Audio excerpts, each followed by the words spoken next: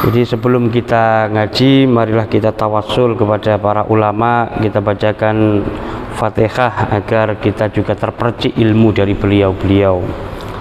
Ila hadrin Nabi Mustafa Muhammad sallallahu alaihi wasallam wa ala alihi washabihi wa dzurriyyatihi wa ila jami' ikhwani minal anbiya wal mursalin khususan ila jami' was-salihin wa ila jami'il malaikatil muqarrabin khususan ila Syekh Abdul Qadir Al-Jilani wa ila Syekh Bahauddin An-Naqsyabandi wa ila Abu Hasan Asy-Syadzili. Al-Fatihah. A'udzu billahi minasyaitonir rajim. Bismillahirrahmanirrahim. Alhamdulillahi rabbil alamin arrahmanir rahim maliki yaumiddin iyyaka na'budu wa iyyaka nasta'in ihdinas siratal mustaqim siratal ladzina an'amta 'alaihim ghairil maghdubi 'alaihim waladdallin amin. Alhamdulillah Syekh Bakri bin Salim wal Habib Salim bin Ahmad bin Jinzan wal Habib Alwi Muqaddar As-Saqaf wa ila Habib Salih bin Muhsin Ahmad bin Tanggul wa ila Habib Ali Al-Habsyi Kuitang wa ila Ali Habib Ali Al-Atas Bungur wa ila Habib Abu Zulaikhar As-Sikab Kusi wa ila Habib Anis Al-Habsyi sallallahu alaihi wasallam. Al-Fatihah. A'udzu billahi minasyaitonir rajim. Bismillahirrahmanirrahim. Alhamdulillahi rabbil alamin arrahmanir rahim maliki yaumiddin iyyaka na'budu wa iyyaka nasta'in ihdinas siratal mustaqim siratal ladzina an'amta 'alaihim ghairil maghdubi 'alaihim waladdallin amin. Wa ila jami'il muslimin khususan ila Syekh Nawawi Al-Bantani وصلي وفريه. الفاتحة. أعوذ بالله من الشيطان الرجيم. بسم الله الرحمن الرحيم. الحمد لله رب العالمين الرحمن الرحيم مالك يوم الدين إياك نعبد وإياك نستعين اهدنا الصراط المستقيم صراط الذين أنعمت عليهم غير المغضوب عليهم ولا الضالين آمين. Fatihah yang terakhir kita tujukan kepada diri kita semua. Semoga Allah senantiasa memberikan rizki yang barokah, yang melimpah kepada kita. Semoga Allah juga senantiasa memberikan keberkahan di dalam usia, di dalam kesehatan kita, dan juga di dalam keluarga kita. Serta semoga para sahabat kita yang saat ini belum bisa hadir, para saudara kita yang saat ini berhalangan hadir karena sakit dan lain sebagainya, semoga Allah memberikan kemudahan, juga memberikan kesehatan kepada beliau-beliau.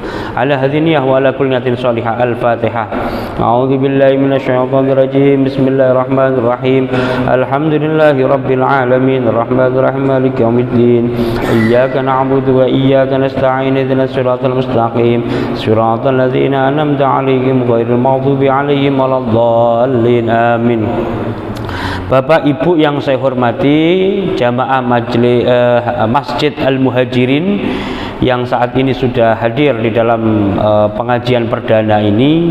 Jadi sebelum kita masuk pada bahasan pengajian, maka perlu kita perkenalkan terlebih dahulu, yaitu kitab yang hendak kita kaji, namanya kitab Nasoihul Ibad. Ya, ini kitab berbahasa Arab, tapi ditulis oleh ulama Indonesia, namanya Syekh Nawawi Al-Bantani. Syekh Nawawi Al-Bantani. Oke. Syekh Nawawi Al-Bantani ini ulama kelahiran Tanara, Banten. Ya. Lahir pada tahun 1815 Masehi. Kemudian wafat pada 1897. Ya. Ini orang Banten, tapi hampir semua karya tulisnya, kitab-kitab yang beliau tulis itu berbahasa Arab. Karena sejak muda beliau itu berangkat dari Banten, diajak oleh ayahnya namanya Kiai Umar untuk berangkat ke Mekah. Di Mekah sana tentu saja berhaji, tetapi setelah berhaji beliau Nawawi muda ini tidak mau kembali ke tanah airnya, melainkan menginginkan agar dirinya belajar di Masjidil Haram, juga kepada ulama di Masjid Nabawi, sehingga dari pengalaman berguru kepada para ulama ini yang namanya Muhammad Nawawi bin Umar Al-Bantani ini kelak menjadi seorang ulama yang banyak melahirkan kitab, yang banyak menulis kitab, semua berbahasa Arab, ada yang di bidang akidah, ada di bidang fikih, ada di bidang Al-Quran, ada di bidang sirah nabawiyah dan lain sebagainya. Beliau sangat alim. Beberapa ulama lain menjuluki beliau sebagai alamah, yang banget alimnya, yang sangat alim. Sebagian lagi kagum terhadap orang ini karena perawakannya kecil, sebagaimana perawakan orang Indonesia. Kalau ulama dari Timur Tengah brewok itu pasti jenggotnya tebal, lebat seperti ini. Tapi kalau ulama Indonesia jenggotnya nggak begitu tebal, perawakannya juga kecil. Tapi ketika beliau itu menyampaikan pendapatnya, menyampaikan ulasannya, menyampaikan keterangan pada saat beliau itu mengajar ke dalam bahasa Arab, semua itu mengakui kealiman beliau. Sehingga ulama-ulama yang hidup di era saat itu, yang hidup di Mekah dan juga di Madinah, menjuluki Syekh Nawawi Al-Bantani ini sebagai Sayyid Ulama Il-Hijaz, atau pemimpin para ulama yang ada di Hijaz. Mana Hijaz itu? Yaitu Mekah dan Madinah. Saking luar biasanya. Lantas bagaimana Pak hubungan antara Syekh Nawawi Al-Bantani dengan para muridnya? Tentu saja ulama-ulama dari Indonesia, semisal Kiai Haji Hashim Asy'ari, pendiri Nahdlatul Ulama, juga Kiai Haji Ahmad Dahlan, pendiri Muhammadiyah, juga ulama-ulama yang lain, Kiai Haji Abdul Wahab Hasbullah, Kiai Haji Bisri Syansuri dan seterusnya. Itu sanad keilmuannya nyambung kepada beliau, termasuk Kiai Haji Hashim Asy'ari. Kiai Haji Hashim Asy'ari berguru langsung kepada Syekh Nawawi Al-Bantani pada saat beliau belajar di Mekah. Sangat terkesan dengan pribadi gurunya yang sangat santun, yang sangat sederhana dalam berpakaian, tetapi memiliki kedalaman ilmu. Sehingga ada cerita Kiai Haji Hashim Asy'ari manakala beliau sedang ngaji kepada para santrinya, beliau tiba-tiba nangis sesenggukan ketika ditanya oleh para santrinya, atau lebih banyak santri yang nggak berani bertanya. Kiai Hashim itu kemudian bercerita, aku teringat guruku yang mulia yang sekarang sedang wafat, namanya Syekh Nawawi Al-Bantani. Sangat berpengaruh. Makanya hingga saat ini kitab-kitab yang ditulis oleh Syekh Nawawi Al-Bantani, termasuk kitab ini, itu tetap dikaji di berbagai pesantren. Banyak peneliti yang menjuluki Syekh Nawawi Al-Bantani ini sebagai bapak kitab kuning Indonesia. Karena kitab kuning disebut kitab karena buku ditulis dalam bahasa Arab. Disebut kitab kuning karena kertasnya menggunakan kertas kuning, ya. Nah, Syekh Nawawi dijuluki sebagai bapak kitab kuning karena beliau selain menulis banyak karya, beliau juga piawai, pandai di dalam menguraikan pendapat-pendapat ulama yang sulit di dalam sebuah kitab. Itu dikasih ulasan oleh beliau sehingga ulama dari orang Arab maupun ulama dari non-Arab itu paham. Nah, termasuk ini penjelasannya itu disebut kitab syarah. Nah, kitab ini itu adalah syarah dari sebuah kitab yang juga ditulis oleh ulama lain.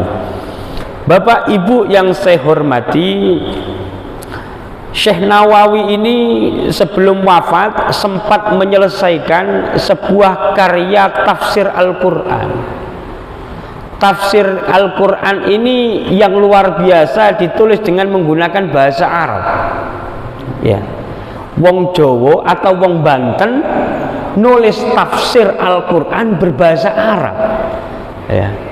Menulis memahami Al-Quran itu sulit dan diperuntukkan perangkat dari penulis ulama lain, sedangkan menulis tafsir itu lebih sulit lagi, apalagi kitab tafsirnya ditulis dengan menggunakan bahasa Arab. Dan Syekh Nawawi Al-Bantani itu menulis kitab tafsir 30 juz lengkap, biasanya dikemas dalam 2 jilid tebal, judulnya Tafsir Maroh Labid, atau yang sebagian orang disebut sebagai Tafsir Al-Munir. Kalau di Wonocolo sini Pak, yang mengkaji atau mengajikan Tafsir Maroh Labid karya Syekh Nawawi Al-Bantani ini Kiai Haji Ali Mashan Musa, pengasuh Pondok Pesantren Luhur Al-Husna di Jemur Wonosari, samping Masjid At-Taqwa. Kebetulan saya pernah ngaji ke beliau kitab tafsir Maroh Labid ini. Ini sangat luar biasa. Ada seorang Belanda Pak, yang pura-pura masuk Islam menggunakan nama samaran Abdul Ghaffar. Orang Belanda Protestan pura-pura masuk Islam, dan saking seriusnya dia bahkan menghafal beberapa ayat-ayat di dalam Al-Quran, dan bahkan sebagian orang menyebutnya hafal Al-Quran, juga hadis-hadis Nabi dia paham. Namanya Snow Hurgronje. Snow Hurgronje, ya, orang Belanda Protestan pura-pura masuk Islam, tapi yo pinter lho ya. Iku wong barat iku yo. Saking pura-purane iki lho iso pinter. Saking hebatnya.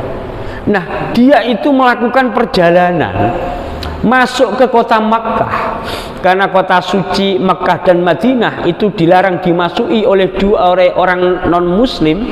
Maka agar dia masuk mendapatkan visa, dia terlebih dahulu bersyahadat, walaupun syahadatnya syahadat kaum munafik, syahadat orang-orang yang berpura-pura masuk Islam.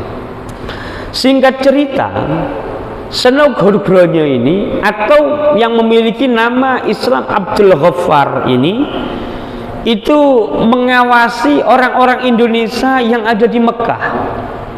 Ngapain saja mereka, kenapa jaringannya sangat kuat, kenapa ikatan antara guru dengan murid sangat kuat, kenapa juga orang-orang dari Nusantara, yang dari Indonesia, yang dari Jawa, Sunda, Lombok, Kalimantan, Sulawesi hingga Sumatera di sana berguru kepada Syekh Nawawi Al-Bantani, kok tiba-tiba mereka ini sangat alim-alim? Itu kuncinya apa? Itu diamati semua oleh Snow Hurgronje.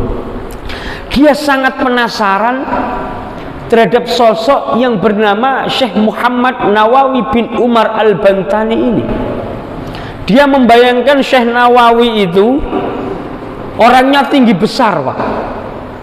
Dia membayangkan Syekh Nawawi itu jenggotnya lebat, menggunakan sorban besar, menggunakan jubah.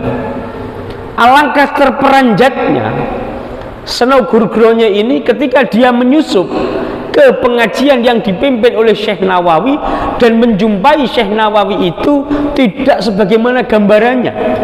Beliau tubuhnya kecil, tidak gemuk, kulitnya sawo matang. Ketika mengajar kadangkala menggunakan peci hitam, kadangkala menggunakan peci putih, sesekali dililitkan sorban di atasnya. Kadangkala juga menggunakan belangkon. Ketika beliau mengajar ngaji, maka dalam tulisan Snow Hurgronje, para muridnya yang mayoritas adalah orang-orang Nusantara atau dalam banyak suku tadi saya sebutkan, mengelilinginya di sekeliling dirinya dengan penuh ketakziman.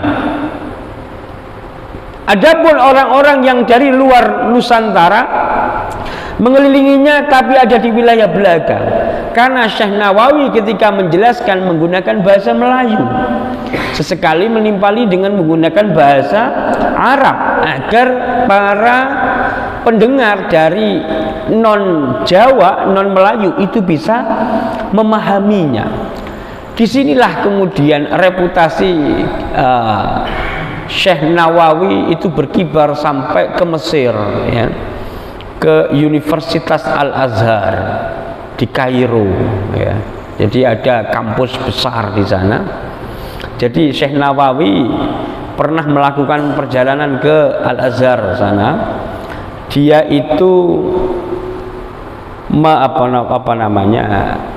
meminta kepada murid yang menyertainya untuk menggunakan jubah dan untuk menggunakan sorban, Pak.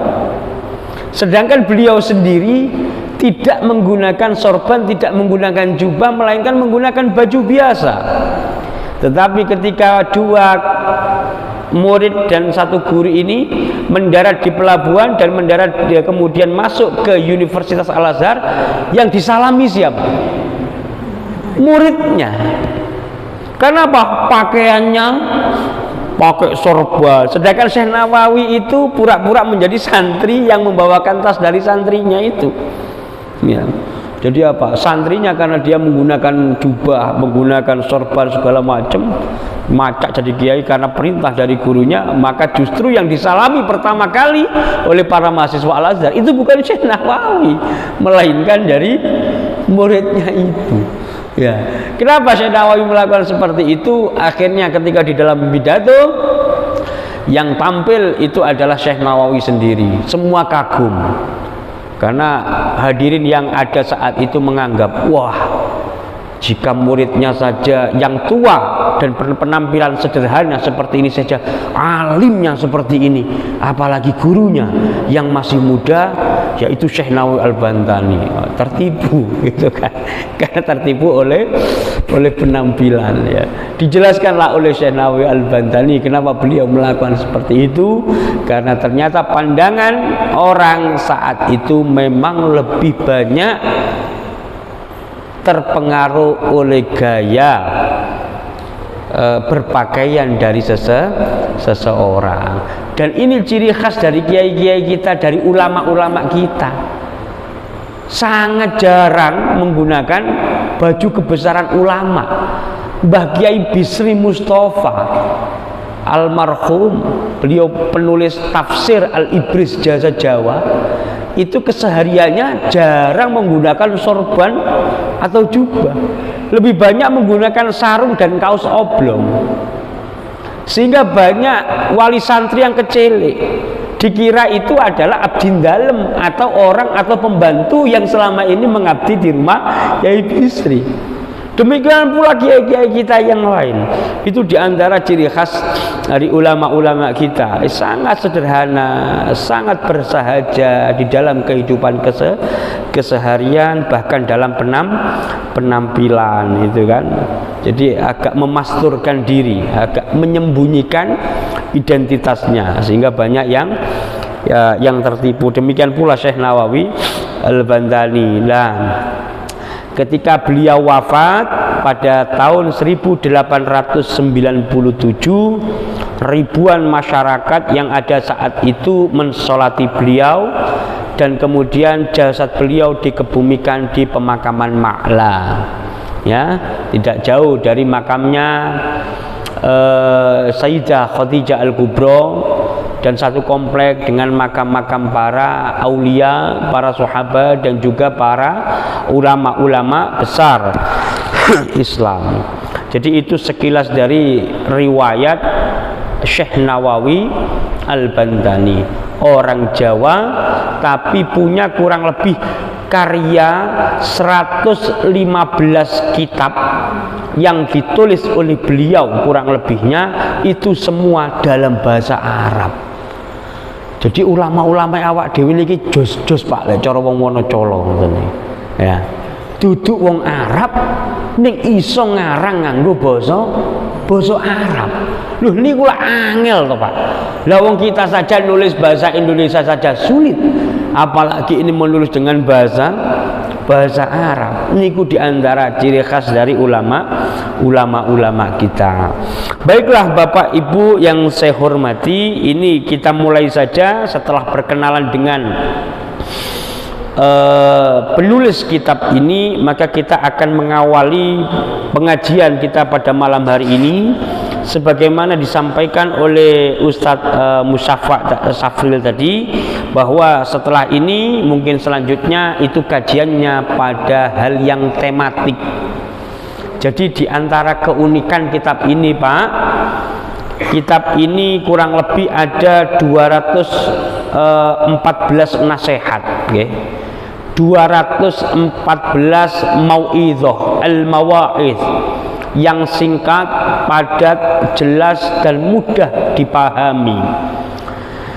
Dari 214 nasihat yang ada di dalam kitab ini, 45 diantaranya itu adalah sabda Rasulullah Muhammad SAW.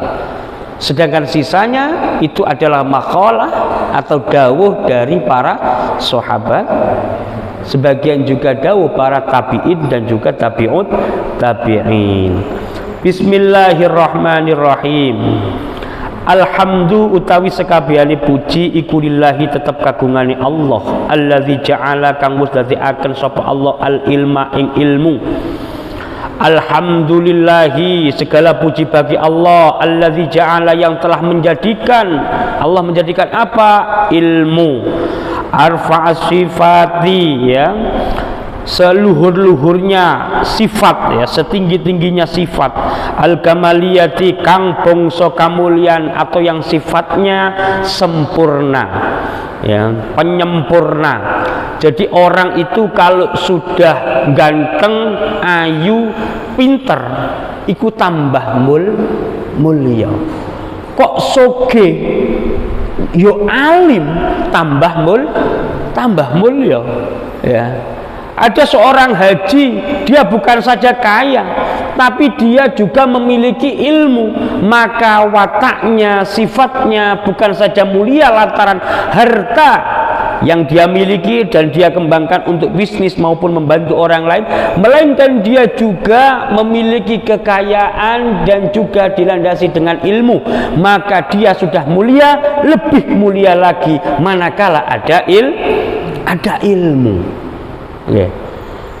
Jadi selama ini anggapan kalau ulama-ulama kita itu miskin-miskin, yang gitu kan, karena zuhud, padahal tidak juga. Namanya Imam Abu Hanifah, beliau itu adalah orang kaya, ya. Termasuk siapa? Imam Syafi'i.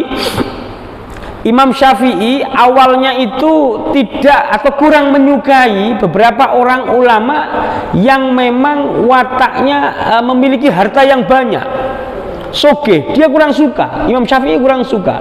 Tetapi kemudian ketika beliau berguru kepada Imam Malik, ya, kepada Imam Malik bin Anas, lantas Imam Malik bin Anas memerintahkan kepada beliau, kepada muridnya yaitu Imam Syafi'i, "Hei Muhammad bin Idris Asy-Syafi'i, sekarang aku perintahkan engkau berangkat berguru kepada Imam Asy-Syaibani, karena dia adalah murid dari Imam Abu Hanifah."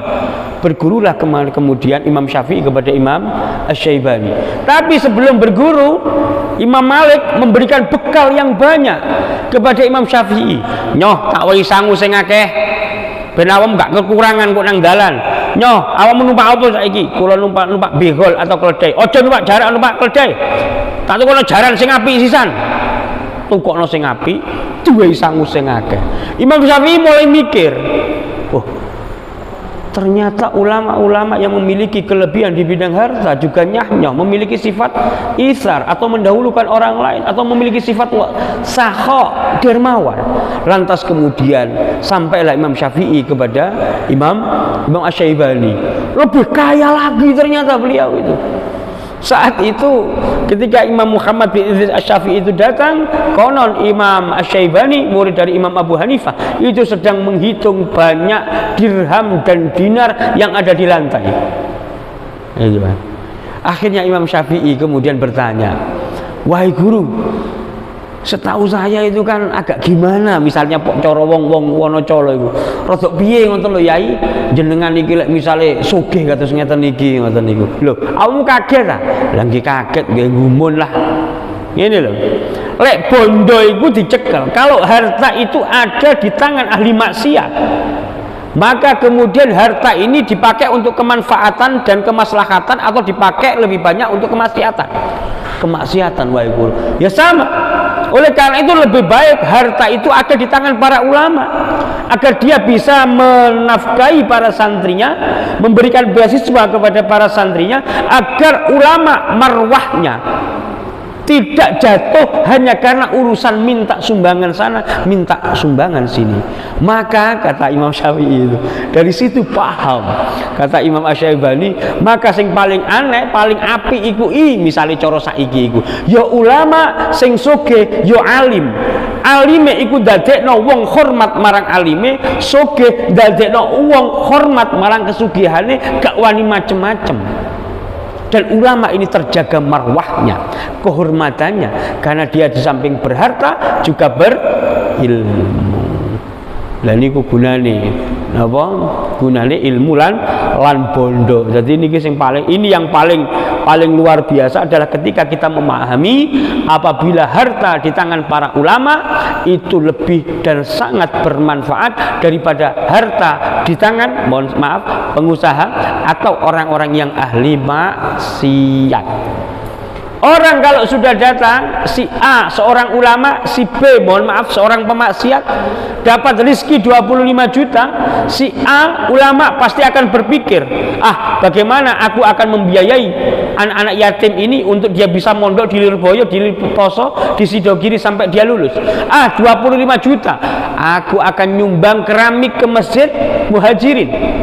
Kalau yang B 25 juta Pertio, pesta-pesta yuk, mana diskotik yuk. Lu beli apa? Ini beli ini buat beli bir. Ini buat kacau sudah.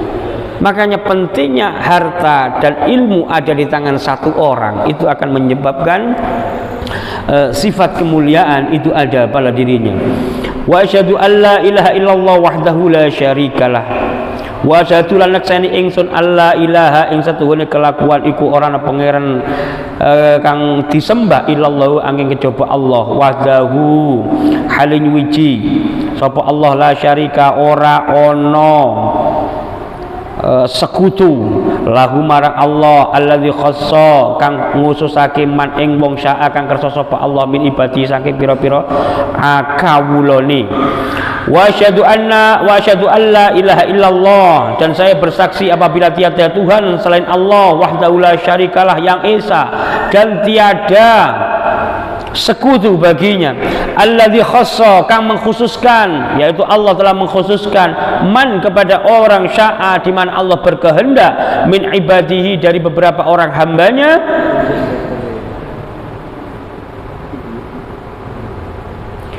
bil ma'asiril hikmiyati, bil ma'asiril hikamiyati atau bil ma'asiril hikmiyati, ya, kelawan kelakuan yang bagus yang mengandung hikmah, ya. Terapa? Memberikan, mengkhususkan kepada beberapa orang hambanya suatu perbuatan yang mengandung nilai kebaikan dan juga hikmah, ya.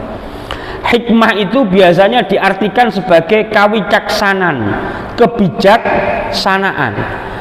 Kebijaksanaan itu lahir antara lain untuk memprioritaskan kemaslahatan.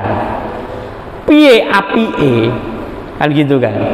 Tradisi ini orang kita itu kan piye apike karo piye penake. Ini tumbuh dari iklim kawicaksana, hikmah.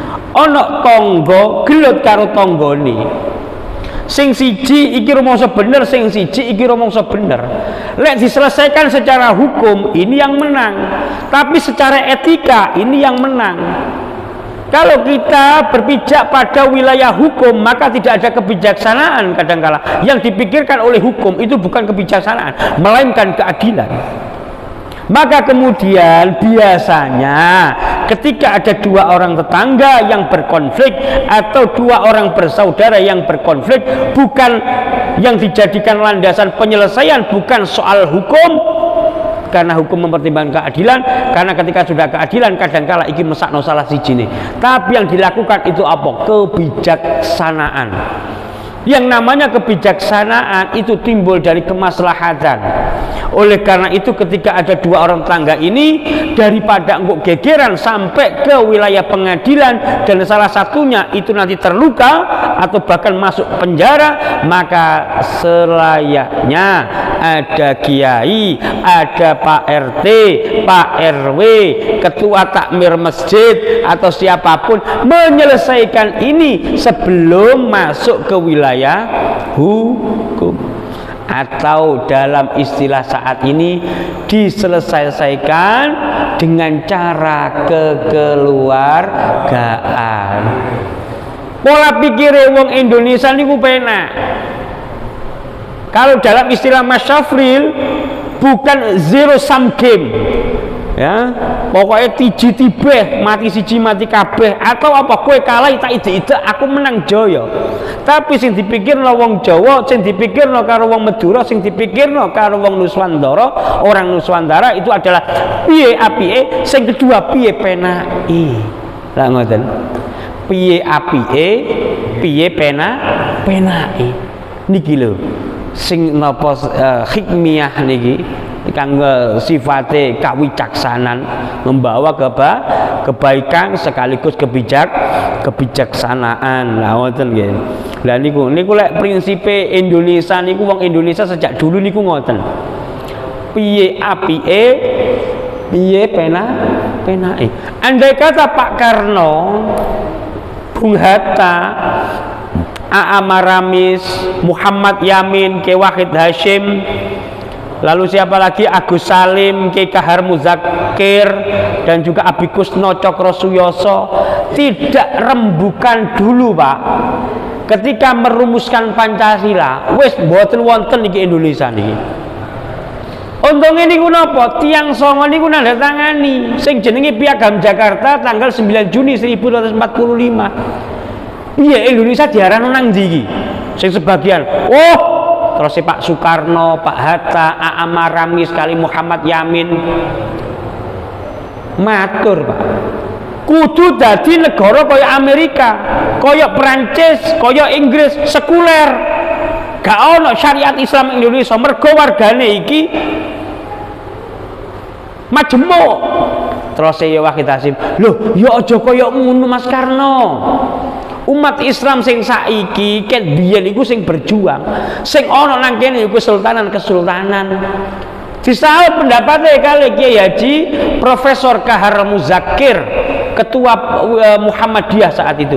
Benar, yang kita perjuangkan adalah Indonesia berdasarkan syariat Islam. Maka yang pertama dalam sila Pancasila disebut Pancasila ketuhanan dengan kewajiban menjalankan syariat Islam bagi pemeluk-pemeluknya. Niku rame Pak, meh pecah Indonesia niku. Mergo sing sijine iku moh aku dipimpin karo ulama. Wong saiki awak dhewe kaya ngene iku didikane londo kok. Saya belajar ilmu hukum dari Belanda, bukan dari pesantren, bukan dari Arab sana. Ngapain saya dipimpin kayak gini? Sing orang Islam. Loh, Indonesia harus berdasarkan syariat Islam. Kalau bisa harus menjadi negara Islam. Karena yang berjuang itu para kesultanan, para ulama, para santri. Wes gayer-gayer seperti ini Indonesia Pak, proklamasi tanggal 17 Agustus 45, keesokan harinya bapak-bapak bangsa ini berkumpul Pak. Pak Karno, Hatta, Wahid Hasim, Abikusno Cokrosuyoso, Muhammad Yamin, A.A. Maramis. Iki piye iki cara basa Jawane? Mas Hatta, aku Soekarno, Mas Wahid, Abikusno. Saiki negarane awak dhewe wis mardika. Usiane saat ini nembe sedino. Iki piye? Nasib bangsa ini bagaimana? Berdasarkan syariat Islam sebagaimana kalian inginkan atau sekularistik sebagaimana kita inginkan? Akhirnya nopo niku? Dicoret apa piye iki? Terus saya Wahid Hasim, ya wis Mas Karno, atas persetujuan Ki Bagus Hadi Kusumo, atas persetujuan Ki Haji Agus Salim, atas persetujuan Ki Haji Kahar Muzakir, 7 kata yang rawan menimbulkan perpecahan, namanya ketuhanan. Pancasila, 1, ketuhanan dengan kewajiban menjalankan syariat Islam bagi pemeluk-pemeluknya dihapus saja. Dan terus kalimatnya pripun? Nanti kita sidangkan. Akhirnya apa? Terjadi kesepakatan, kemufakatan, Pancasila dengan kewajiban menjalankan syariat-syariat Islam bagi pemeluknya dihapus tanggal 18 Agustus 45, disidangkan di dalam KNPI hingga akhirnya tercapai kesepakatan kewajiban Pancasila, 1, ketuhanan yang Maha Esa. Wong Kristen ya wis gelem aku. Wong Hindu ya wis gelem aku. Mergo lek aku pertama mau kewajiban menjalankan syariat Islam bagi pemeluk-pemeluknya, berarti sampean wong Islam iku kabeh wajib, Mas. Engko lek sampean wajib iku ngajibno nang aku barang. Aku emoh. Kenapa? Karena yang namanya konstitusi di Indonesia, Mas, itu harus mengikat kepada semua warga, tidak hanya mengikat pada satu golongan atau agama. Kita sama di hadapan konstitusi, kita sama di hadapan hukum. Mantuk-mantuk sedoyo niki nopo kok ngeten iki keranten Pak Karno, Kiai Wahid Hasyim lan sak piturute tiang-tiang itu niku nopo gawe falsafai wong Jawa, falsafai wong Nuswantara. Nopo piye penake karo piye api lak ngoten to Pak. Misale gak digawe ngono, Mas, Indonesia nggak ada. Yang ada apa? Negara Jawa Timur, negara Bali, negara Papua, negara Sulawesi, itu pun nanti akan berdasarkan ras dan juga berdasarkan agama. Mau masuk ke Madura misalnya, ketika berdiri sebuah negara Madura, ya, saya mau ke rumahnya Mas Safril, maka harus ada paspor, maka ada visa. Ngapain ini Pak Rizal ke Madura? Mengunjungi Ustadz Safa dan sebagainya. Saya mau ke Bali, saya mau ke Kute, itu harus melewati sana. Ini orang Islam, ngapain di sini? Saya mau mengunjungi saudara saya. Di mana saudaranya? Ada di TPQ. TPQ tersebut sudah kami bubarkan karena ini adalah negara Hindu. Tidak boleh ada TPQ berdiri di sini. Kalau masjidnya bagaimana? Sudah tidak ada. Ini negara Hindu. Kenapa Anda berlaku seperti itu? Sama, kami melakukan pembalasan karena di Jawa Timur orang-orang Hindu ditengger, ditindas. Ngeri, Bos. Piye lah kaya ngono. Ngoten niku lho Pak. Wicaksanane para pendiri bangsa. Piye lah Indonesia kaya ngene iki. Lho ajaib iki. Ya kan? Makanya puja-puji syukur kehadirat Allah itu memang benar. Karena ini bagian dari keajaiban. Kok bisa sebuah negara dipisahkan oleh lautan, ada kurang lebih 13.000 pulau, 1.300 etnik, 775 bahasa, tapi bisa diikat sedemikian rupa. Sedangkan di negara lain, di negara Arab, sana itu satu daratan, terpecah kurang lebih 30 negara. Lho iku koyo piye? Lek gak syukure awak dhewe nang Indonesia koyo ngene iki, Pak. Kan ini sing paling penting niku. Nggih. Wa asyhadu anna Muhammadan wa asyhadu lana sani ingsun anna Muhammadan ing setune Kanjeng Nabi Muhammad iku abdu kaulane Gusti Allah wa rasulul utusane Allah. Dan saya bersaksi apabila Sayyidina Muhammad itu adalah hambanya wa rasulul dan utusannya. Kenapa Pak tidak langsung pada kalimat wa asyhadu anna Muhammadan rasuluhu? Kenapa harus ada abduhu untuk menegaskan sifat-sifat basyariahnya Rasulullah Muhammad sallallahu alaihi wasallam. Sifat apa? Sifat manusianya. Karena kita mencintai Rasul tapi tidak melakukan penuhanan terhadapnya sebagaimana orang-orang Bani Israel menuhankan Yesus atau Nabi Isa. Ini harus tetap disebut sebagai abdun, hamba. Karena Rasul makan sebagaimana kita makan, karena Rasul juga menikah sebagaimana diwariskan kepada nilai-nilainya kepada kita. Rasulullah Muhammad SAW juga sare, tidur sebagaimana kebanyakan manusia. Rasul juga berdagang dan sebagainya. Dengan cara itulah para ulama itu tetap memposisikan Rasulullah bukan sebagai seorang yang dijadikan Tuhan, tapi apa? Tetap sebagai abduhu, tapi ada kalimat wa rasuluhu, hambanya sekaligus juga utusannya. Ini alladzi khassahu Allah taala bi jami'i kamalatil ubudiyah. Nah, ini kaitannya sama abduh tadi itu ya kan. Alladzi khassahu kang ngususake ing Rasul Muhammad sapa Allah Gusti Allah taala bi jami'i kamalati kelawan sekabehane kamulyane al ubudiyah, sifat kawulane. Nggih. Dados Kanjeng Nabi niku nggih seneng guyon. Rasul niku nggih kalih garwane nggih sae. Bagaimana perilaku beliau kepada para sahabat dan sebagainya. Ya, bagaimana Rasul menangis ketika melihat sebuah peristiwa, beliau tersenyum manakala mendengar cerita tentang sahabatnya, termasuk sahabat yang nakal, Pak. Sahabat nakal, tapi Kanjeng Nabi seneng, Pak. Namanya sahabat Nuaiman, ya. Sinten, Pak? Nuaiman, ya. Sahabat Nuaiman itu sahabat yang unik, ya. Tapi Rasul sangat mencintainya. Suatu ketika Nuaiman itu ingin ikut ke Abu Bakar. Abu Bakar, aku nderek, aku ikut apa? Loh, saya ini mau berangkat ke Syam untuk berdagang, untuk sebuah urusan. Iya, pokoknya aku mau ikut, katanya. Tapi saya sudah ada ini orang yang mau ikut. Ya, kata Abu Bakar menunjuk sahabat yang lain. Iya, Nuaiman, kamu nggak usah ikut dah. Kamu di sini aja. Enggak, pokoknya aku mau ikut. Mau ikut dia. Akhirnya diajak sama Abu Bakar, agak terpaksa juga. Sudah. Sampun Mas. Nggih. Apakah David panjenengan terang ini tidak ada tanya jawab? Apa? Tanya jawab. Oh, nggih, monggo Bapak. Nggih. Kalau betul nyetop lho. Nggih, monggo. Nggih. Saya sudah 1 jam mata pelajaran 60 menit. Belum 30 Mas. Nggih. Nggih, monggo. Nggih. Monggo sing tadi takon apa nek tak takon. Nggih, monggo Bapak. Jenengan rumiyin mboten napa-napa. Nggih. Nggih, nggih. Oh, nggih. Kulo aslinipun Jember, Bapak. Nggih. Semi tekan bibi nggih. Dalem? Jember lah bahasane Inggris ini cara Inggris. Inggris Timur. Nggih. Tapi saya tidak paham bahasa Madura, Bapak.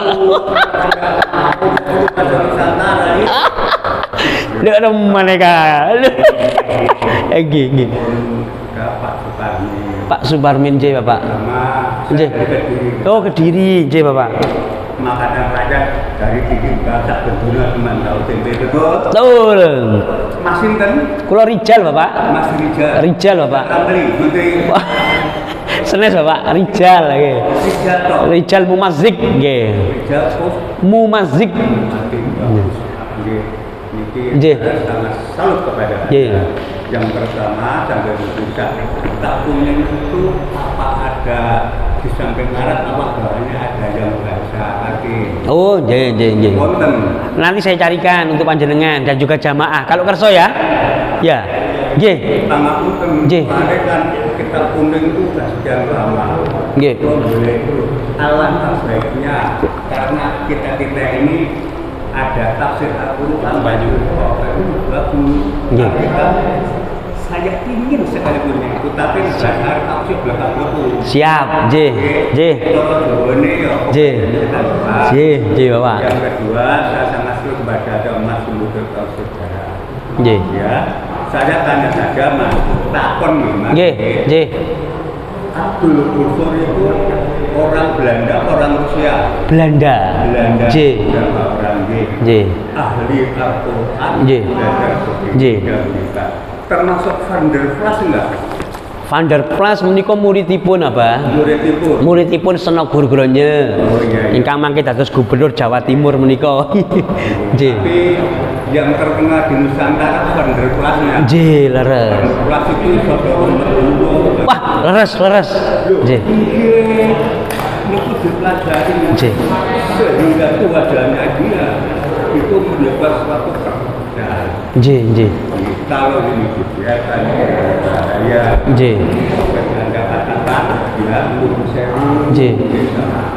Pancasila itu diambil dari sejarah lain. J. Kamu apa Mas? Negara Kertagama napa sana? Karena Sutosumo. J. Empu Prapanca niku napa? Tantular. J. Oh, J. Gede, gol sewu itu apa enggak? Mboten napa-napa, Pak. Nggih. Nggih, Pak. Nggih. Bendera adalah Bapak itu dari Soekarno. Nah, tadi Pak Jenderal betul. Apakah yang menyempurnakan Nggih, nggih. Ramadannya diambil Profesor Supomo dan Darsono. Nggih. Itu dirahasiakan. Karena tidak ada itu dirahasiakan. Soekarno sudah setuju. Nggih. Sidang tertutup kayak saya ini digawi. Nggih. Saya ini dibuka. Nggih. Akhirnya pikir, oke. Nah, itu orang-orang Indonesia karena Belanda masuknya 1602. Nggih. Kan kita jajah Portugis dulu. Leres. Yang kedua, karena Portugis kalah join, Belanda uangnya berproduksi sehingga kekuatan Nusantara dikuasai dia sampai 346,5 tahun. Nggih, leres, Pak. Nggih. Jadi Sumpah Palapa apa kan dengan Nggih. kami amat itu apal ini. Gunung Purwokerto Swanto itu mengatakan ada aku tidak akan berhenti berjuang sebelum bangsa bersatu mereka menjadi satu. Mampuan yang burung garuda Nggih. Bhinneka Tunggal Ika gendangnya Bhinneka Tunggal Ika Tanghana Dharma Pangruwa. kata ketahui Nggih.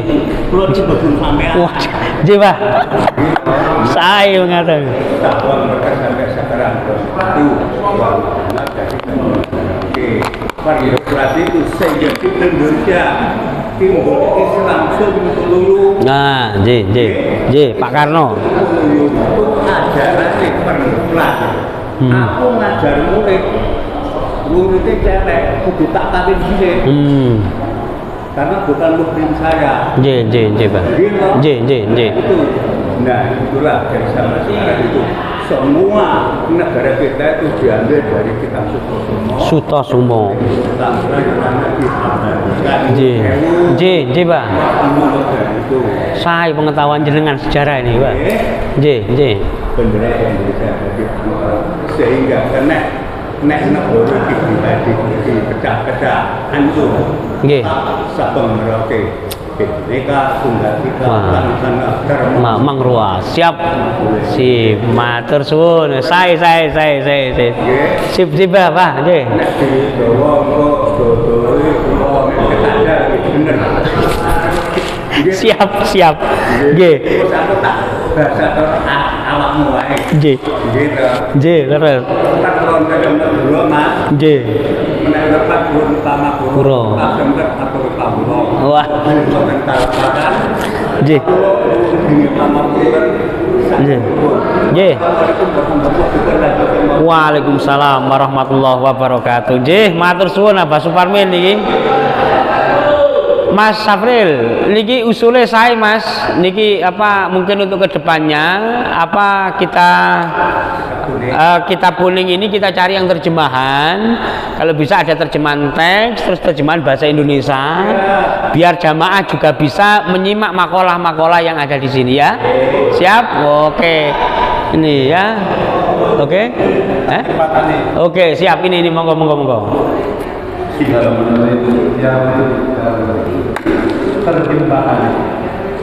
Jadi nanti kalau clue-nya sudah ketemu, chemistry-nya sudah ketemu, nanti untuk terjemahan yang kita nanti carikan terjemahan agar bisa lihatnya, bisa sama-sama koreksi, bisa sama-sama memerhatikan. Ini kan bagian anak mengurangi biasa.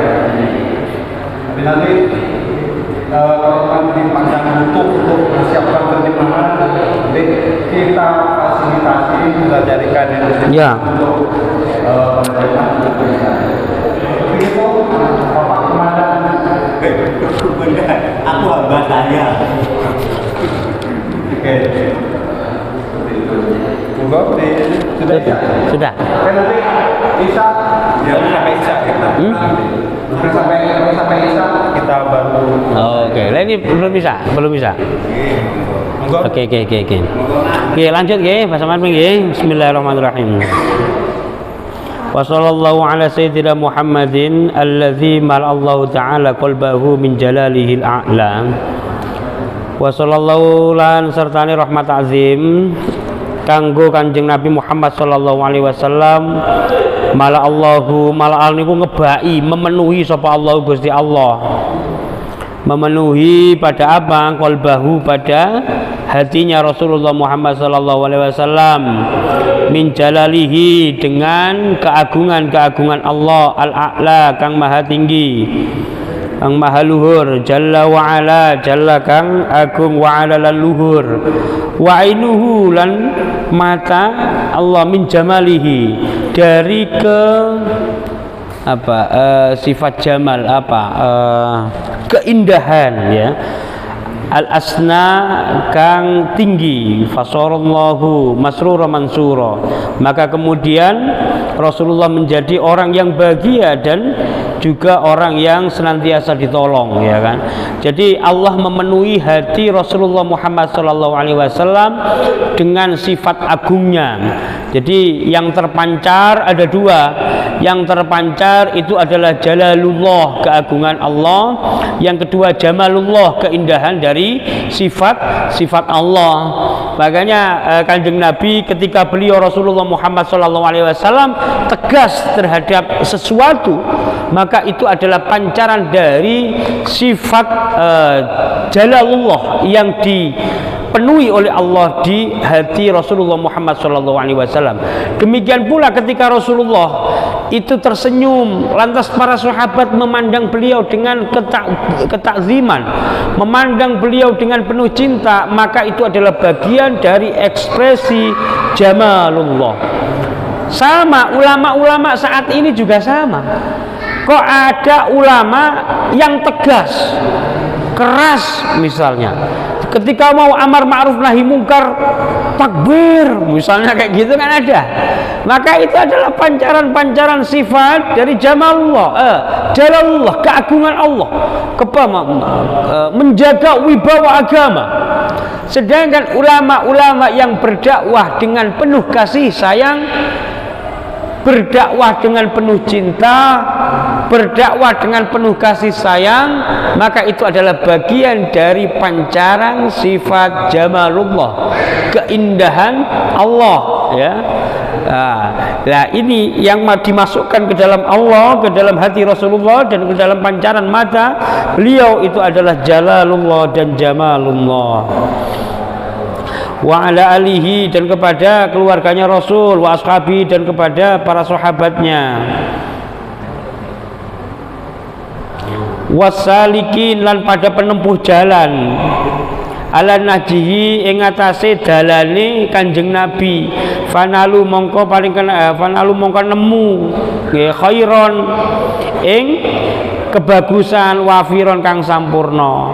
Maka kemudian salawat serta salam senantiasa tercurah kepada Rasulullah dan para sahabat, para keluarganya, para sahabatnya, dan kepada orang-orang yang menapak tirasi jalan yang sudah dibuatkan atau sudah ditempuh oleh Rasulullah Muhammad SAW, sehingga mereka menemukan kebaikan, ya, khairon wafiron, kebaikan yang sempurna.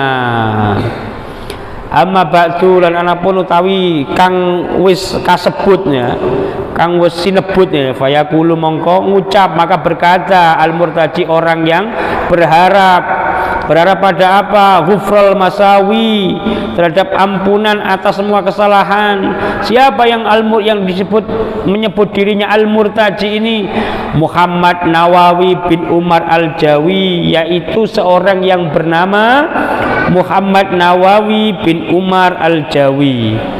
Jadi niki keistimewaane ulama-ulama dulu ketika menulis kitab, pasti diawali dengan hamdalah, kemudian disambung dengan sholawat, yang ketiga disambung dengan pepujian terhadap kepada para sahabat, kepada para rasul juga ada, dan disambung lagi dengan kalimat-kalimat yang menunjukkan kerendahan dirinya, kehinaan dirinya, menunjukkan apabila dirinya sebagai seorang pendosa, biasanya dikasih tulisan keterangan al-fakir ila rahmatih, ya kan, atau di apa, menggunakan istilah-istilah lain yang menunjukkan apabila dirinya bukan siapa-siapa. Termasuk saya punya kitab berbahasa Melayu yang ditulis 1800 kesekian. Di situ kitab bertuliskan Arab seperti ini tapi berbahasa Melayu. Penulisnya tidak mau menyebut dirinya. Di situ tertulis seorang hamba Allah yang menghindari kemasyhuran dan hanya berharap apabila karyanya bermanfaat. Itu saking apa, tawaduknya. Nah, kalau penulis sekarang kan tidak, ya. Kalau penulis sekarang kan ketika ngawalin nulis buku itu jarang pakai hamdalah, jarang pakai sholawat. Dan penulisnya secara percaya diri, ya, menyebut dirinya sebagai ini, sebagai itu, dan lain sebagainya. Ya, ini kan. Hadza utawi iki kang ana ing dalem ati iku syarqun syarah utawi keterangan wadok tuhu nyelehake ingsun alal kitab ing atase iki kitab al mustamali kang ngemot. Oke, nggih ini. Alal mawaidhi ing atase pinten-pinten mauidhah utawa nasihatil alamati kanggone al alamah wong kang alim banget. Niki kula rampungaken sekalian, tinggal setunggal paragraf mawon. Al hafidh yaiku wong kang apal 300.000 hadis. Asy-Syaikh rupane Syekh Syihabuddin iku julekane lintange agama. Ahmad bin Ali bin Muhammad ibni Ahmad Asy-Syafi'i kang bangsa fikih Syafi'i, asy-syahiru kang masyhur kang kuncara bi Ibni Hajar Al Asqalani kala nganggo jeneng Ibnu Hajar Al Asqalani. Sumal Misri lajeng kang Mesir bangsane, lajeng pindah kang Mesir nggih. Taghammaduhullah nggih. Mongko apa muga-muga nyukupi sapa Allah Gusti Allah taala bi rahmatihi kelawan rahmati Allah, amin. Wasamaitu hulan ngarani ingsun iki kitab Nasaihul Ibadi ing kitab Nasaihul Ibad fi bayani alfadzin munabbihatin alal istidadi li yaumil ma'ad. Jadi niki judul lengkape niku kitabe Nasaihul Ibad fi bayani alfadzin munabbihatin alal istidadi li yaumil ma'ad, ya. Itu adalah kitab yang awalnya ditulis oleh Ibnu Hajar Al Asqalani, kemudian diberi uraian ulasan oleh Syekh Nawawi Al Bantani, dikasih judul Nasaihul Ibad. Terima kasih. Wallahul muwaffiq ila aqwamit thoriq. Wassalamualaikum warahmatullahi wabarakatuh.